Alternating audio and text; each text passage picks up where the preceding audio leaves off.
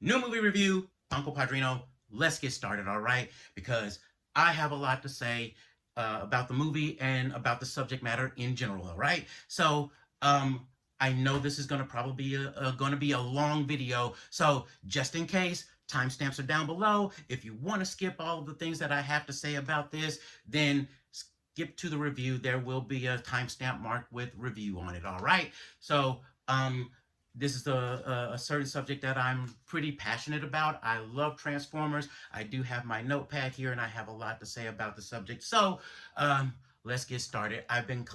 This is the 40th anniversary of the Transformers as far as being introduced to the West. All right, as far as the toys and as far as the cartoons and the comic books go. Okay, so I got into Transformers when I was a kid. Something about it just spoke to me. I loved it, got into it, and I haven't stopped since then. Blue Streak was my first Transformer, which I, at the time, I didn't understand why he was called Blue Streak when he wasn't blue, he was silver. So that kind of it didn't piss me off, but it kind of confused me. But anyway, um, I collect I collected Transformers ever since I was a kid, and I still do now.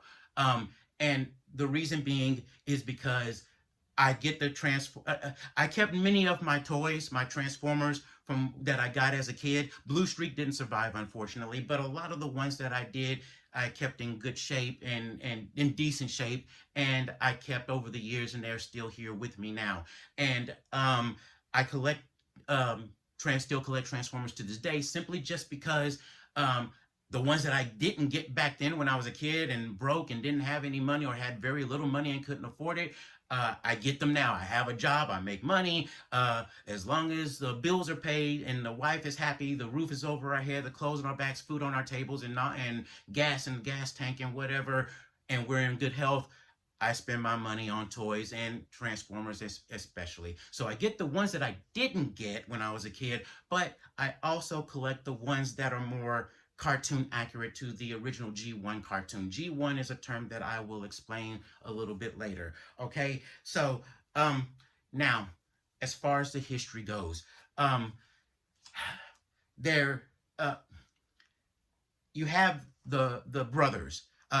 Has I can't, their last name is Has something, but Has something. I can't remember what the name is exactly and how it's pronounced. I'll probably put it up there when I edit this, all right? But that's where the name of the toy company Hasbro comes from. It's two brothers with the last name, and they just combined the two words together. All right. So they discovered these changing robots, all right? And they thought it's a genius idea. Basically, you have two toys in one. Genius. We need to get that. So they find out about where they come from in Japan from a company called Takara. And so in Japan, the Transformers, which they weren't known as Transformers then, they had already been out for a good while now at this point, okay? And the Japanese company Takara was kind of confused as to why do you want this company, why do you want these toys when they've been out for several years now? They're old to us. But they said that they want to buy them, so they did. And now in in Japan, like I said, they weren't known as Transformers. They were known as Diaclone, all right? And you can go to YouTube and watch some of the Japanese commercials or ads, if you want to call them that, ads of the old toys and whatnot. I mean, they kind of go, hey, I know there's no good Diaclone. And that's essentially how it sounds. I don't know if that was racist of me to do that and to make an attempt to speak Japanese, but that's how it sounds. So if I get in trouble for that, oh well. But anyway, if you and the thing about Diaclone was, this is Grimlock. This is the original toy that I had as a kid. He survived. All right. And I still do remember how to transform him. Okay. So me gonna transform him, Grimlock. So here and here. Oops, that's a little, okay. That stuck a little bit. That tells you how old it is. And listen to that sound. as they all come together and all wiggle around. Listen to that. See, listen to that. So now, him Grimlock transform. Now him Grimlock king. So in in Japan, these robots, the Transformers as we know them, weren't sentient beings. They were machines that were piloted by by humans. Okay. Now, the reason I brought up Grimlock was because if you look right here, and it always confused, I always wondered about this as a kid, and I found out later as an adult. This is a little hatch that opens up. Okay. See that? That was before for a little human, a pilot, to sit in it and pilot the mech. Okay, so the Insecticons had that as well. All right, on their toy designs. So let's set him Grimlock right here. Okay, now, because of that, Hasbro says, okay, we just want the robots. We don't want the men that come with them. So get rid of the men, and we'll just bring all of the Transformers and bring all of the robots over here. So over here, we know them as being sentient beings, but over there, they weren't at first. That wasn't the idea at first. All right. The other thing is that Hasbro also bought the rights from another company over in Japan of a series of robots called Microchange, things that transformed into regular household items and normal, average, everyday things that would transform into little robots. So, not AKA, but for example, you had Soundwave, who transformed into a cassette player. You have Perceptor, who transformed into a microscope. And of course, my favorite transformer of all, you had Megatron, who transformed into a Walter P-40. So, and with attachments on it, of course. And that his gun mode was modeled after the main character in this old TV series called The Man from U.N.C.L.E., the spy series called The Man from U.N.C.L.E. They made a movie based off of it several years ago now, but that's where the attachments come from, and that's what inspired how Megatron looked at in gun mode, okay? And I also am sure as part of it was that so it wouldn't be confused with the real gun as well, okay? So, but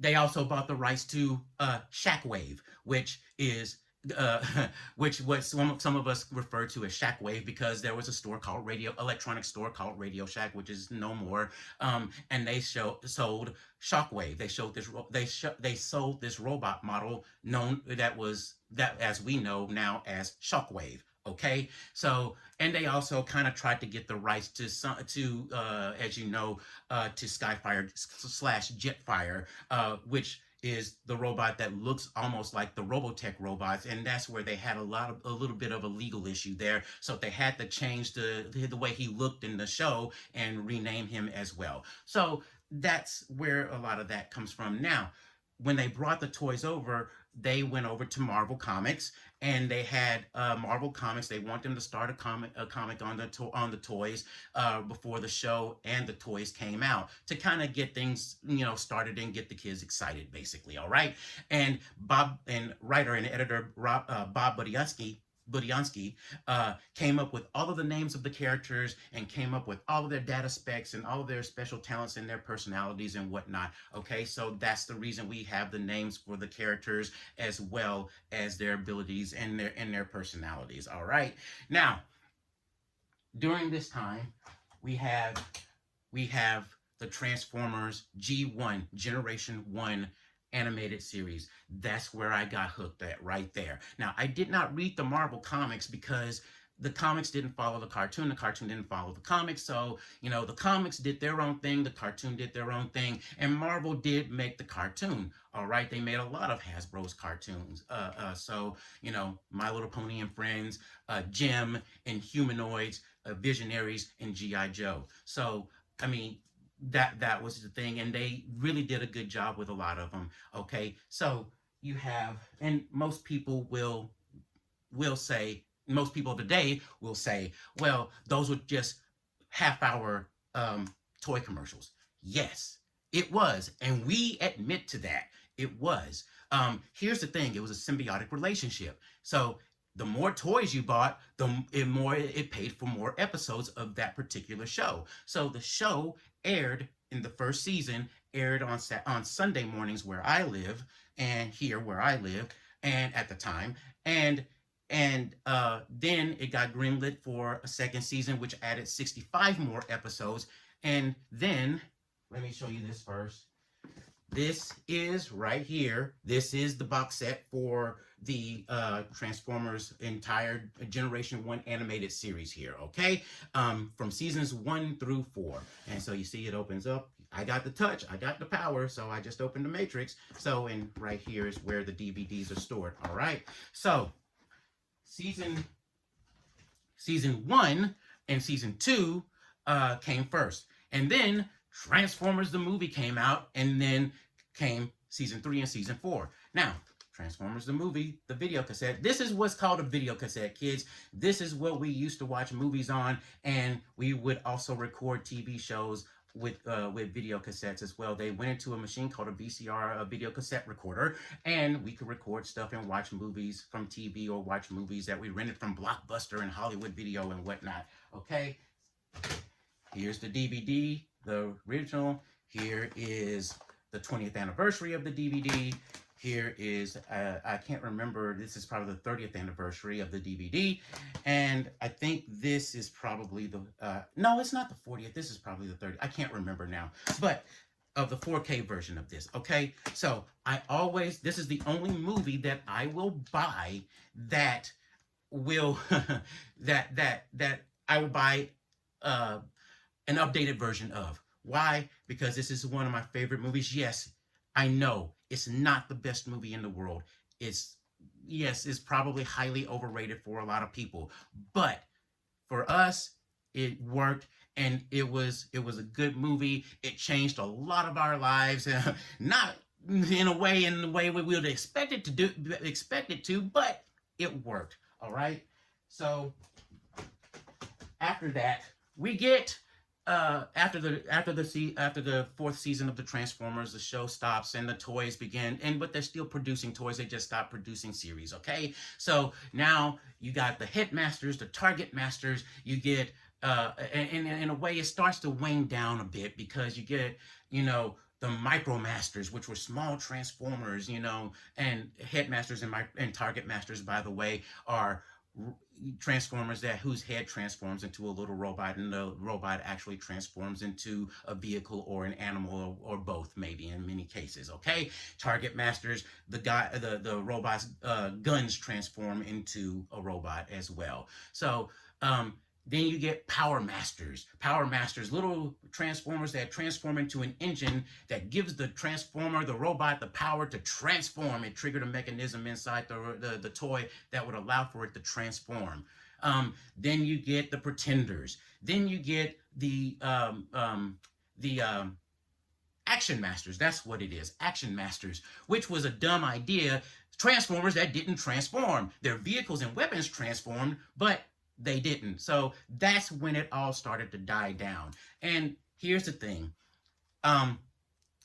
One of the things about all of this is about the way that it died was because, yes, lack of creativity at this point, but also many of us who were kids, we were becoming tweens and teens, and well, guess what? The opposite gender, catches our interest more. Not only that, but you also have other things that are catching our attention as well. You have one such as Teenage Mutant Ninja Turtles. Another is Mighty Morphin Power Rangers, which caught our eyes as well. So Transformers kind of begins to die out, although they do try with Generation 2. Generation 2 is just a rehash of the original Transformers toys, and they changed the weaponry on them, so they had spring-loaded weaponry. You hit the switch, and it'll fire off a missile, or a plastic missile, probably a choking hazard for a lot of young kids. Or they had water guns in their weaponry or something like that.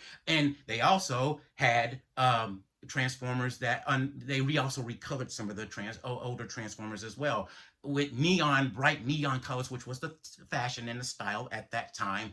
And in their commercials, they were rapping and stuff like that. So I mean, they tried it, didn't really catch on, and so Transformers just kind of fell off. All right, so here's the thing. although the toys stopped over here in the West, and as far as the cartoons stopped over there, over here, well, in Japan, things kept going. They kept making more animated shows, and they continued on with G1, and they kept making more toys. So you have the continuation, which is Transformers Headmasters, which has, like I said, Headmasters, Target Masters, and you see Six Shot on there, the Six Changer there, and you have Transformers Master God Force, I should say, and this is where the Power Masters and the Pretenders come in, and you have Transformers Victory. All right. These are all the Japanese episodes right here, dubbed in, not dubbed, but subbed in English right here. So, this, that, they kept going in Japan, where they died out over here. Now, since it died out over here, we had Beast Wars. The Beast Wars trilogy series, I should say. Beast Wars, I really didn't get too much into. And I don't know why. I watched a few episodes here and there, but I really didn't get into it. I was kind of like, I know Transformers in G1 transformed into animals, but but for some reason it just wasn't working for me. I probably should go back and rewatch the series as an adult now, because I've always heard that the writing was extremely good on that show. So, with the Beast Wars saga, it almost kind of that kind of came and faded as well. And then we get to the Transformers Energon series saga, which was an anime and toys that came directly from Japan itself and was dubbed in Canada. And I tried watching a couple of episodes of that as well when it came out, and I just couldn't get into it either. So I kind of dropped that. All right. Now, and Transformers Energon, and let me mention, Beast Wars was connected to Transformers G1 in a sense, and they kind of explained that. But Transformers Energon Saga, you had these little robots, just like Headmasters, Target Masters, and Micro Masters, and Power Masters. You had these little robots called Minicons, and what they would do, just like the Power Masters, they would hook up to a Transformer and give him extra power. Let's turn things up a notch. And they would get extra special abilities and whatnot, okay? So, now, we come to the Bayformer movies. The Transformers live-action movies, okay? I hated those movies. I'm not gonna lie. One of the things was the design. I'm sorry. And they all looked at that a different shade of gray, so you could almost never really tell them apart. But number two, they were just walking scrap heaps, giant walking, talking scrap heaps. And I just did not like the design. They did not look like robots, or robots, as they used to call them as they used to how they pronounced it back in the 50s and 60s, robots. But I didn't really care for it. I won't say I didn't care for them. I hated them. All right. I just plain out hate him. Now, that didn't mean I had anything against Michael Bay. I liked The Rock. I liked Armageddon. I liked Bad Boys 1 and 2. And I liked Con Air. So I had nothing against him. I just didn't like his take on the Transformers mythology and the way the movies were made. Okay? Now, the one thing that really turned me off about it, the first movie, everybody said, well, the first movie was good. And I was like, I guess. I mean, that's your personal preference, fine. But the one thing, it was Transformers Revenge of the Fallen. When Optimus Prime says, when he and Sam are in the forests, and the Decepticons attack, and Optimus Prime yells out, "I'll take you all on!" And it's like, whoa. And then I'll rip off your face, and he rips off a Decepticon. So it's like, whoa. Optimus Prime would never do that. He would never say anything like that, and never, ever do something like that. Even if it was almost like it was the last resort, he almost would not do that, which was his main weakness. Main weakness, in all honesty. Okay, but one of the things that's what turned me, it's like, that's not Prime. Prime would never do that. Now a Decepticon or Megatron would definitely do or say that, but Prime wouldn't. And that was the thing that turned me off about it, because if you've heard the story, another thing that got me, because they brought back Peter Peter Cullen, the original voice of Optimus Prime, as they should have, but they didn't bring back Frank Welker, the original voice of Megatron, back as Megatron. They used, for the first 3 movies, they used Hugo Weaving, and then they brought Frank Welker back. But um, you've heard the story from Peter Cullen. I hope you have. If you haven't, look for it on YouTube. He's told it a million times, and I personally never get tired of it. But he said the inspiration behind Optimus Prime was his older brother, Larry Cullen. His older brother was a Marine. He was a Vietnam vet, and they were living together at the time. He's like, "Where are you going?" "Oh, I'm going to go audition for a part." "Whoa, what's a part?"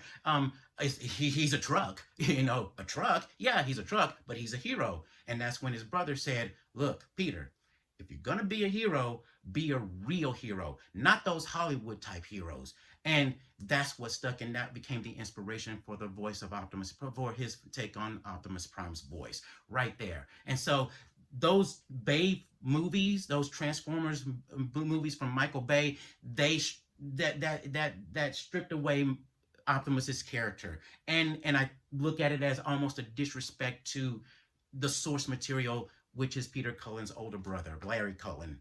And so that's what turned me off about it. Now, I think I think also one of the things that also turned me off about it was, well, let me say this. The Bumblebee movie was good. That's the only exception to the rule, and that's because I think it wasn't really directed by Michael Bay, but I think he had a little bit of a hand in it. But I liked the Bumblebee movie. I thought it was good.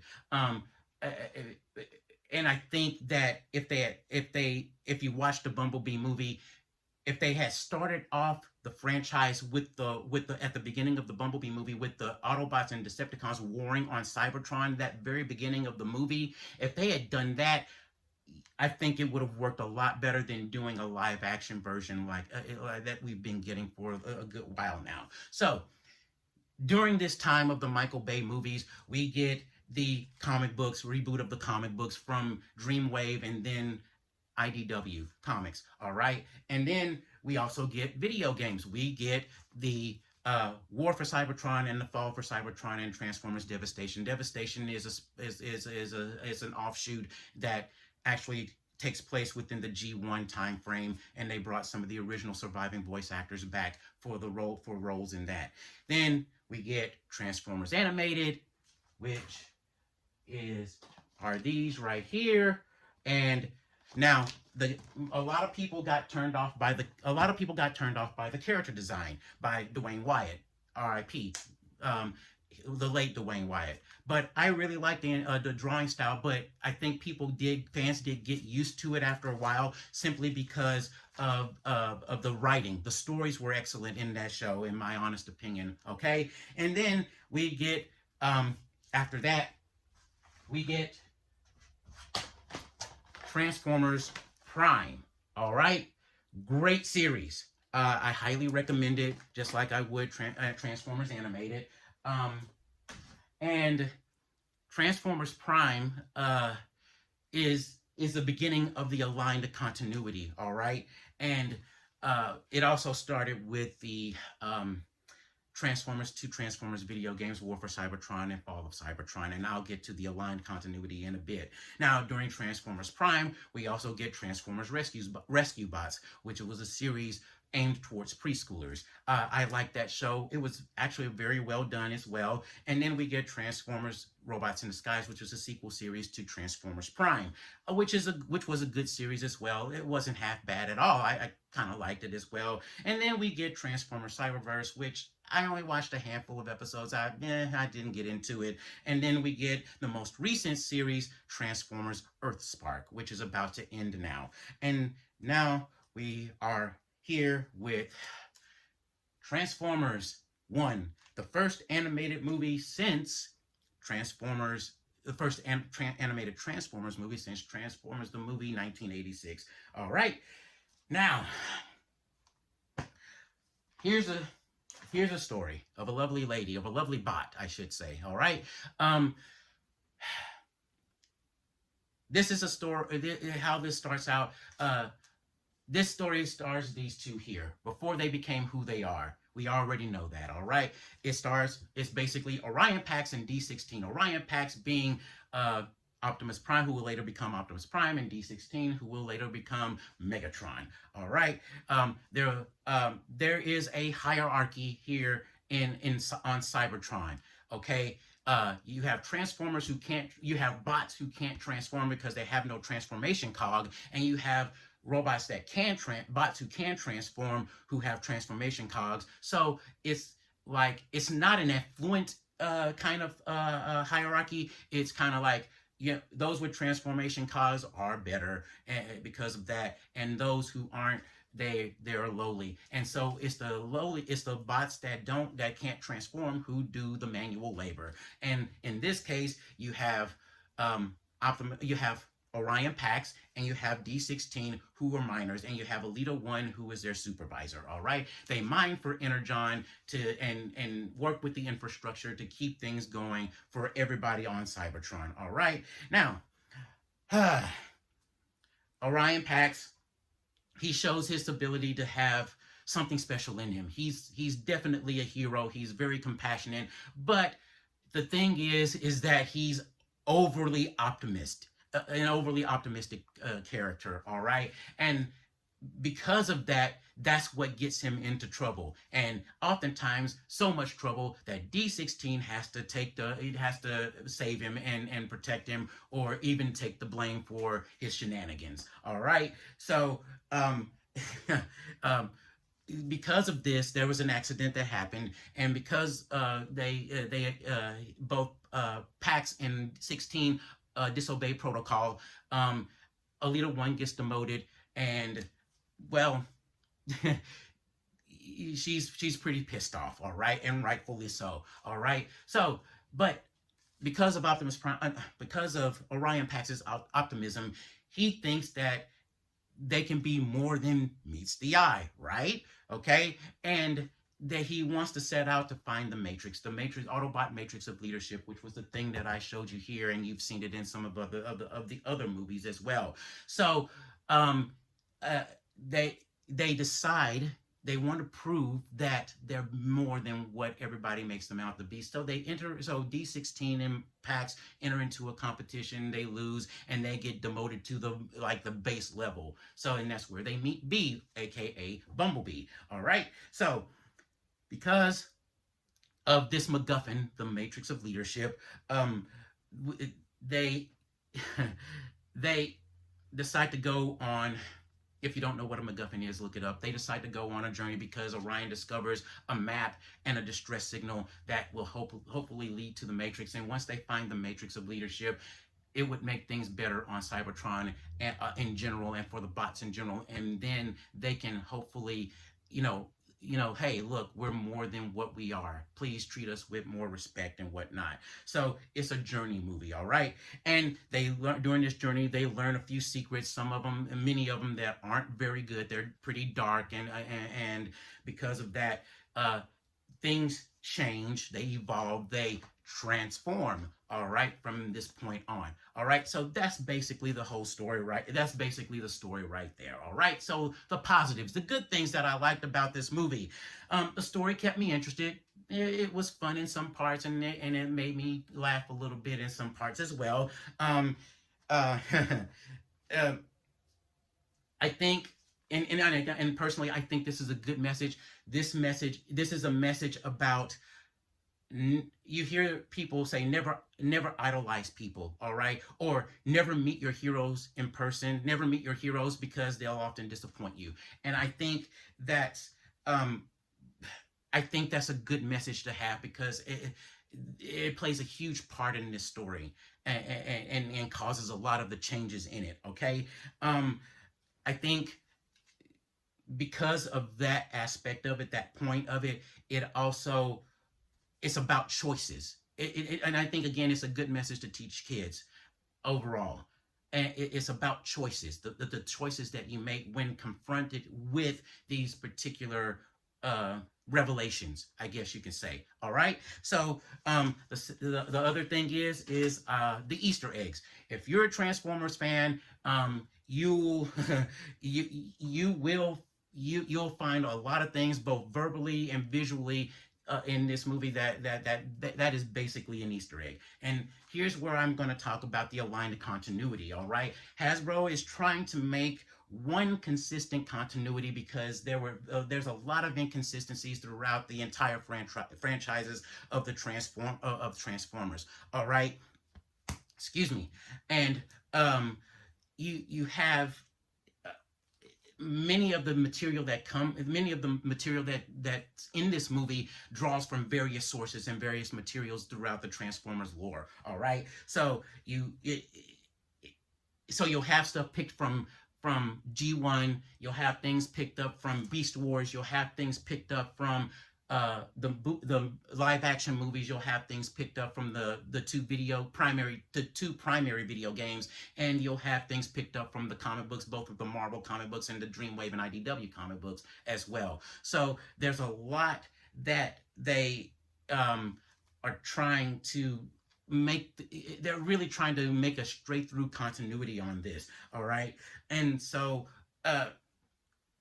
look, as I mentioned before, G1, the cartoon, suffered from a lot of issues, all right? And we all, as fans, know that, okay?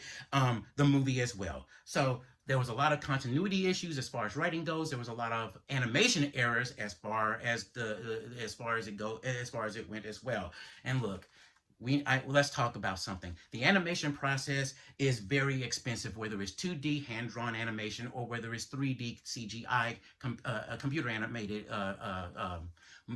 projects. Okay, it is very expensive. But the thing is, with TV animation, especially, TV animation moves incredibly quickly. All right, and again, it is very expensive. All right, now when you look at the show, there again, especially the movie, with TV animation and the original movie, it takes about maybe 2 to 4 weeks for pre-production and post-production. All right, now for a 22-minute episode of a cartoon, any animated series, 2D animated series, it takes about 6 to 9 months for one episode to be animated. But you have about 2 weeks to get the script, the story straightened out, to get the script ready so you can have the voice actors do their thing, and so everything can be storyboarded and packed up and sent overseas to wherever, and then it can be brought back 6 to 9 months later, a baby basically. There's a little baby in the bottom.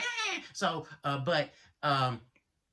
and then you have maybe another 2 weeks to get, to edit it, to get the people come in to redub their voices and to add music and sound, get it to print to tape or wherever digitally done, and send it over to the network and have it air on TV. All right. So there wasn't a lot of time to redo these things, and the writers weren't really in communication with each other. So they wrote what they wrote, and they came up with whatever they could and whatnot. And that meant that many of the stories weren't connected, and many of the things that happened here did not happen in this, and it was very obvious. So that's why you see so many errors, as far as scripts go. So one example would be, animation examples, I should say. You have Optimus Prime, when he's speaking, he doesn't have his mask, his face mask. You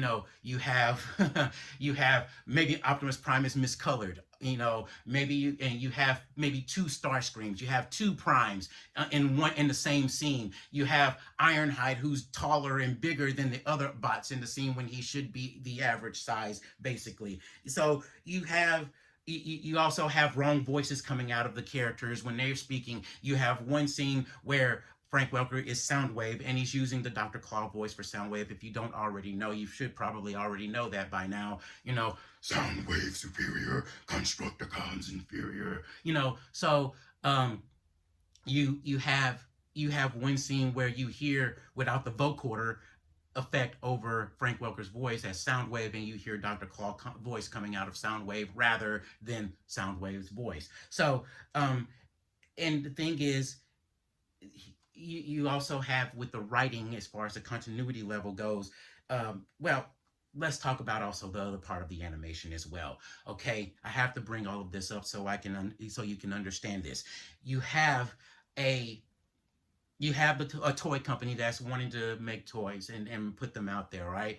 And you're using this cartoon to do it, all right?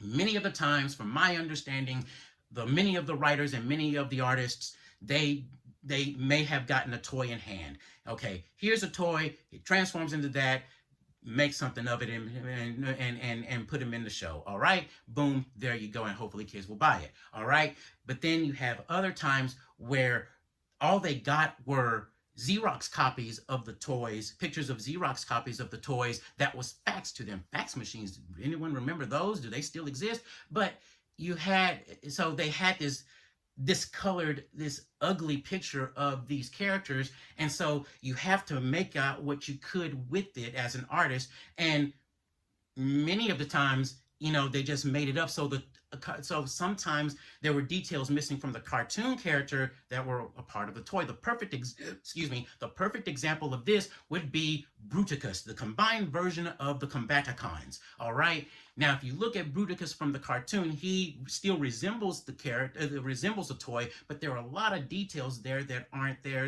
in the cartoon that were on the toy, and I would gather that's probably why they don't look too much alike, simply because of that.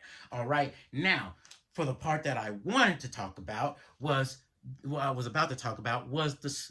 writing inconsistencies. Okay.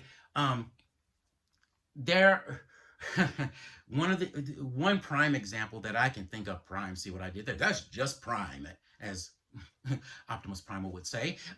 But one of the prime examples of that were the Constructicons. All right, in the episode in season 1, Heavy Metal War, Megatron mentions that the Constructicons were built on Earth.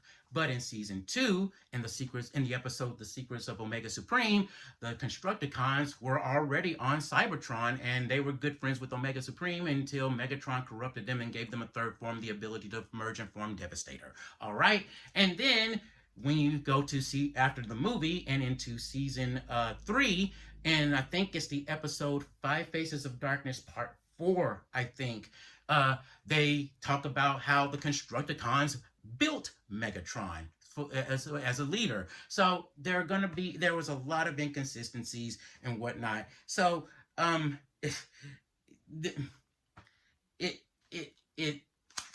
you have to understand what was going on at that particular point in time.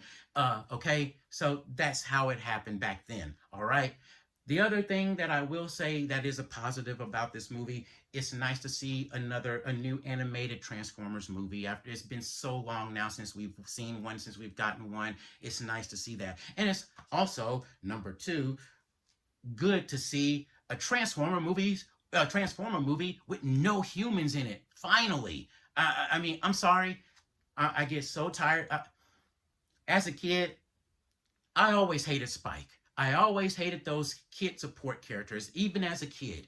And so I always hated Spike. Now I understand why you would want a human in there, especially a boy, because that human acts as a link from the viewer to the characters to the robots on screen. So we're seeing the world through Spike's eyes, the robots through Spike's eyes, and getting to understand them through Spike's eyes, through Spike, basically. Okay, but I never liked Spike. I was like, Optimus, help! Prime!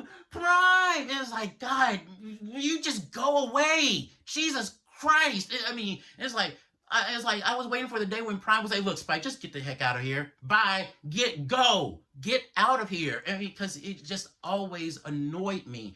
And I'll just give another example. I don't care. This is going to be a long video anyway. But my dad introduced me to Western TV shows, all right? So he introduced, Bonanza and Gunsmoke and Rawhide. Well, my favorite Western was The Rifleman. And The Rifleman was a single father. He had a son, Mark, and Mark would always piss me off too. You always go whining around, Paw. It's like, God, and I wanted Lucas McCain to be like, shut up, boy. I'm tired of you getting me in trouble about this, my tricked out rifle. It's because of your big mouth that I'm always in trouble. But Paw, shut up. And it's just like, I just never like I said, even as a kid, I never got into kid support characters. All right, Robin is different, from Batman and Robin, but still, it's like those two. It's like I just and not to mention that Spike had a kid, named Daniel, and he was just as annoying too. It's like God. So it's nice to have a Transformer movie that's all about the robots. That's another problem that I had with the Michael Bay movies. It showed more humans than it did robots. This is a movie called Transformers. It's supposed to be about a group of transforming robots warring with each other, not humans. So I'm happy to see that. So negatives, the stuff that I didn't like about this movie. The story is predictable. Okay. And look, and the reason is, and I can't fault the movie for this because it is predictable because, look, of past iterations, okay? It's taken from various sources. So if you know those various sources, if you were into them at a particular point in time, you already know what's going to happen for the most part. Yes, we know that Orion Pax becomes Optimus Prime. We know that that D16 becomes Megatron. So it is a bit on the predictable side, all right? The other thing is, for me anyway, it's hard to believe that these two were best friends. Let me explain. Um, Now, in the episode of War Dawn, we learn of Orion Pax's origin, all right, of Optimus Prime's origin. He liked Megatron. He looked up to him. They didn't know each other, and he was betrayed by Megatron and damaged severely, and was rebuilt and became Optimus Prime. All right. And look, I saw this way back with the Dreamwave and IDW comics when they tried to start the Align continuity, especially in Transformers Prime. All right. Um, Comic book fans, you should recognize this, okay?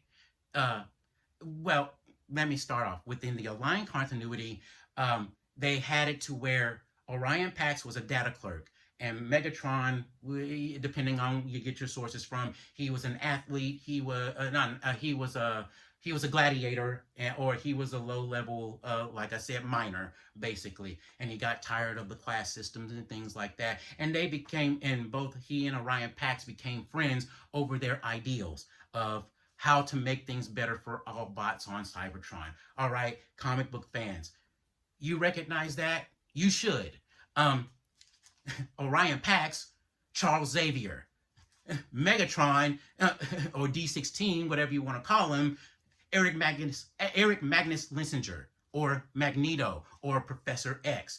This is what, and it's just like, okay, y'all are basic, and look, I get it. Nothing new is there's nothing new under the sun, and you're always going to pick and choose. There's always going to be some similarities between several different things. Okay, I get it, but it's just like, I'm sorry, I can't buy this idea of them being so close as best friends, that they were brothers in this anyway, that they could switch sides and just become like almost bitter enemies to the end. And, and with with with Magneto and Charles, look, they can have their political differences, and they're great friends, they're best friends. They can have their political differences, but when push comes to shove, Magneto will not let anyone harm or let any harm come to Charles. And if push comes to shove, Charles won't let any harm come to Eric as well. They have each other's back. They disagree, but about the way about going things.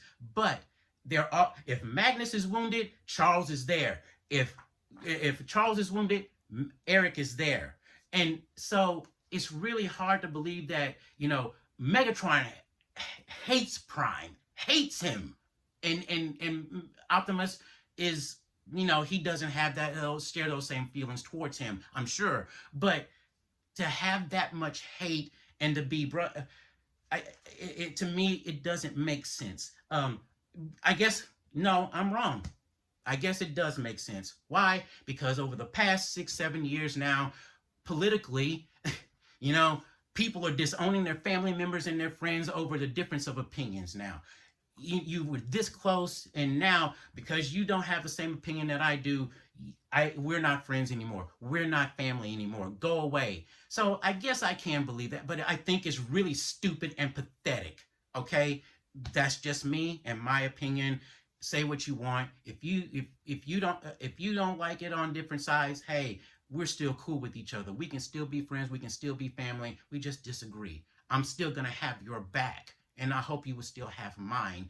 This wouldn't step in the way and separate us. Okay, so the other negative that I have about this, the voices, the voice acting. Okay,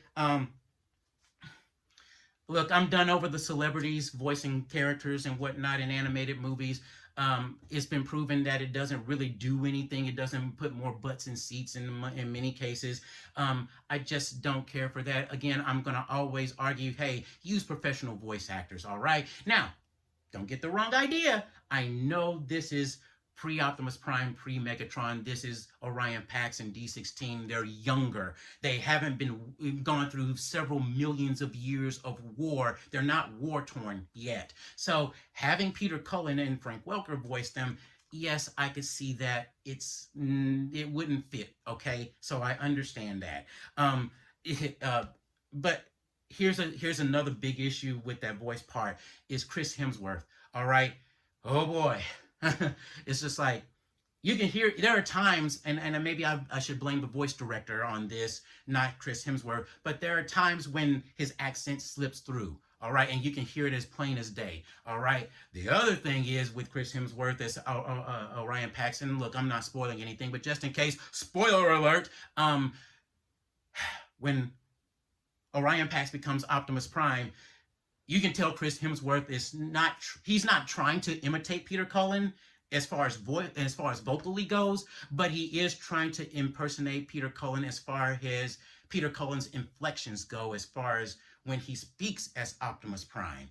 And it's like, dude, stop. Now it's not working. Please just stop. And it was just like, nah, I can't do this, for the most part. And we have the other voice actors. I can't remember his name, Tyree something, but he does the voice of Megatron in this, or D16 in this, and so D16 is black apparently now. So I mean, black bots life matter, black bots sparks matter. Okay, so but he's actually pretty good in this. I kind of like his take on Megatron in this. I mean, it's actually pretty cool, and I think he actually makes this work between he and Orion Pax, between he and Chris Hemsworth. I think he makes it work far more over than Chris does, in all honesty. All right, and he doesn't try to incorporate any of Frank Welker's Megatron inflections or voices in it, at least as far as I could tell. Okay. um Scarlett Johansson as Alita 1, she's fine, no big deal. Lawrence Fishburne as Alpha Trion, he's fine as well. The one half of Key and Peele, I think is Key, who did the voice of Toad in the Super Mario Brothers movie. He's B in this. He did pretty good as well. The other thing now coming to B, B is annoying. I mean, ooh, man, he is annoying in this. He just keeps yapping. And because of that, it's just like, it's almost giving you a foreshadowing and telling you this is why B gets his vocal box destroyed in the live action movies. Okay. And in a sense, I don't think it should be that way. Look, Bumblebee, like I mentioned earlier, Spike was the link for Generation 1, but I think without Spike, I think Bumblebee would have been the main link for the audience to the characters in the show. Bumblebee, brilliantly voiced by Dan Gilvezan. He Bumblebee was small, he was cute, he wasn't as strong, and his function was a spy and or a saboteur. And just for his size, he was perfect for that. The thing is, what he didn't have, he wasn't strong. He didn't have any really special abilities or anything like that. So he was an ordinary person, just an ordinary bot, just like the most of us were. And he looked up to the other bots. to Optimus especially, but to also to Ironhide, to Brawn, to everybody else who was there as well. And he felt that he had to prove his worth, and because of that, so and to get approval and get validation. So because of that, that's what he lacked in strength and all of that, he made up for with heart and courage. Courage. If you the YouTube channel Dr. Smooth, and it's all in caps, Dr. Smooth. If you haven't watched any of his videos, you should. Don't watch them with the kids because there's a lot of naughty language in it, but it's funny. That's where I got the whole courage from. Okay, you'll enjoy it. All right, but I understand why. I understand why it's like they're foreshadowing. Man, he talks too much. He's annoying. Okay, that's why he gets his voice box stripped out. Kind of like in Deadpool when X-Men Origins Wolverine, where when Wade Wilson, they make Wade Wilson into Deadpool in that movie, they sew his mouth shut because he was talking too much, he was joking too much and whatnot. Now, in this movie, personally, the animation is decent. I like it. Again, I'm just glad it's not it's an all robot movie with no humans in it. The animation is good. It's fine for what it is. I have no real complaints about it. A lot of people are saying that it's probably a little bit of on a lower level, on a lower end. Well, it's not exactly Pixar and it's not exactly DreamWorks. Okay, it's Paramount doing the animation. Okay, whatever animation house that they used to get it done, they got it done, and it was probably for whatever the budget was for it. All right, because like I said, animation is expensive. Okay, now this movie, in all honesty, it makes you sympathize with Megatron. Okay, and now that may be a negative that may be a negative to an extent, but for me it was a positive. It's like, man, okay, I was already a Megatron man beforehand.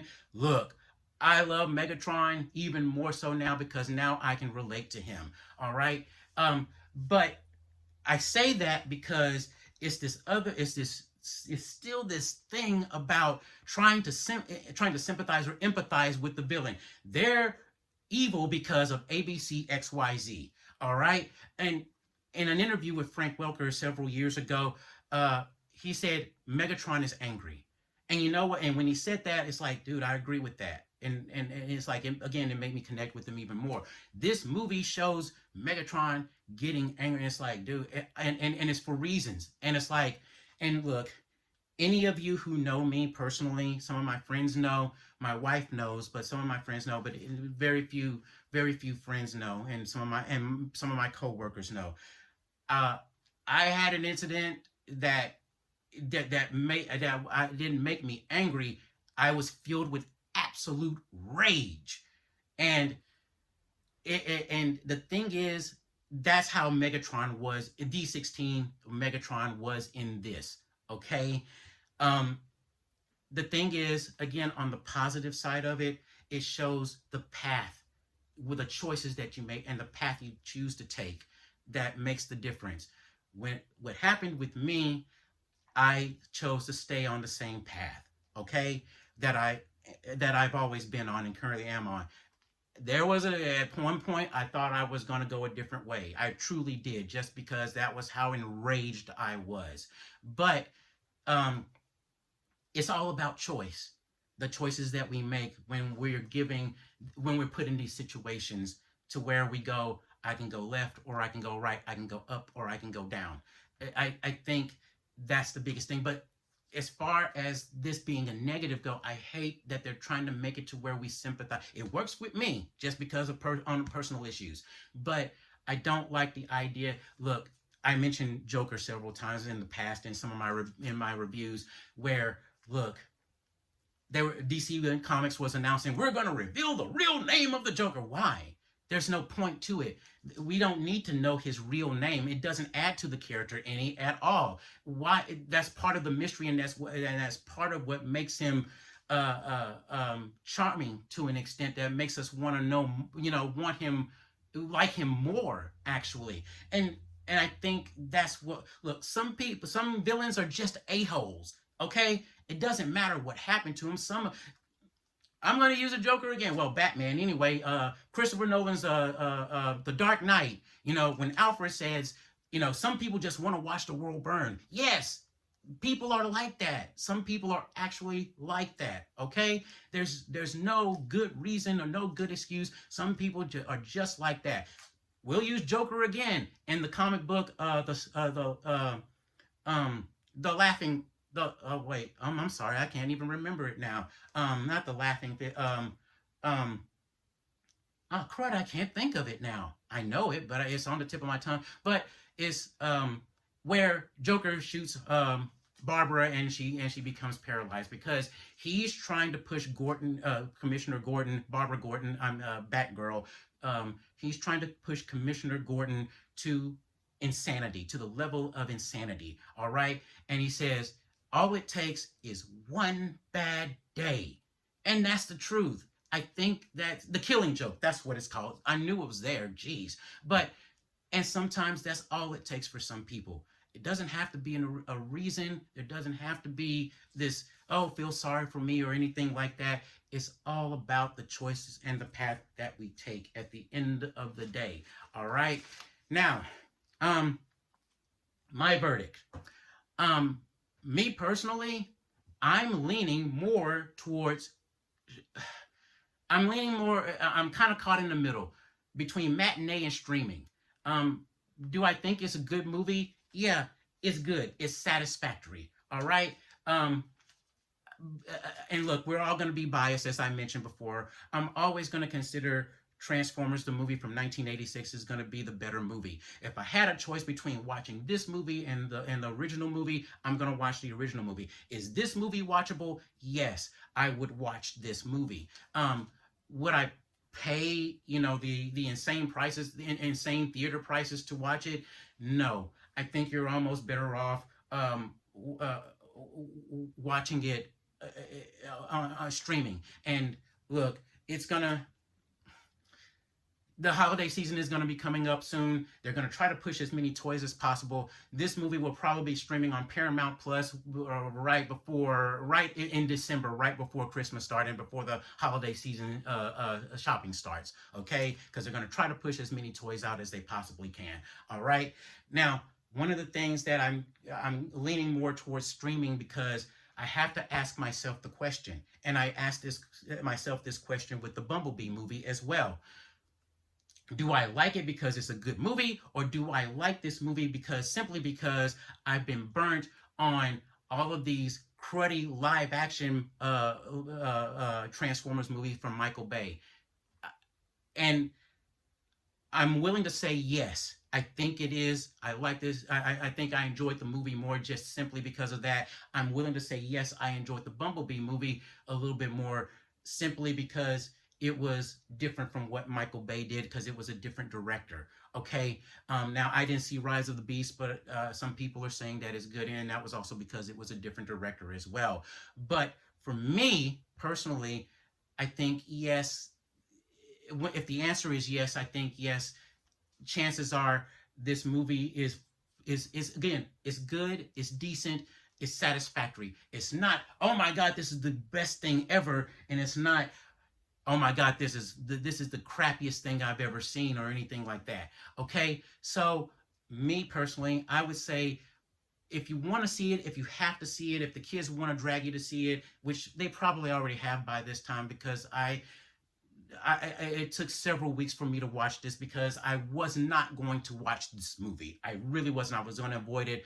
I really didn't. The trailers didn't do it for me. And as a Facebook friend of mine once said, a movie trailer is supposed to entice you, make you want to go see the movie. And the trailer did not do that for me. This trailer didn't do that for me. Okay.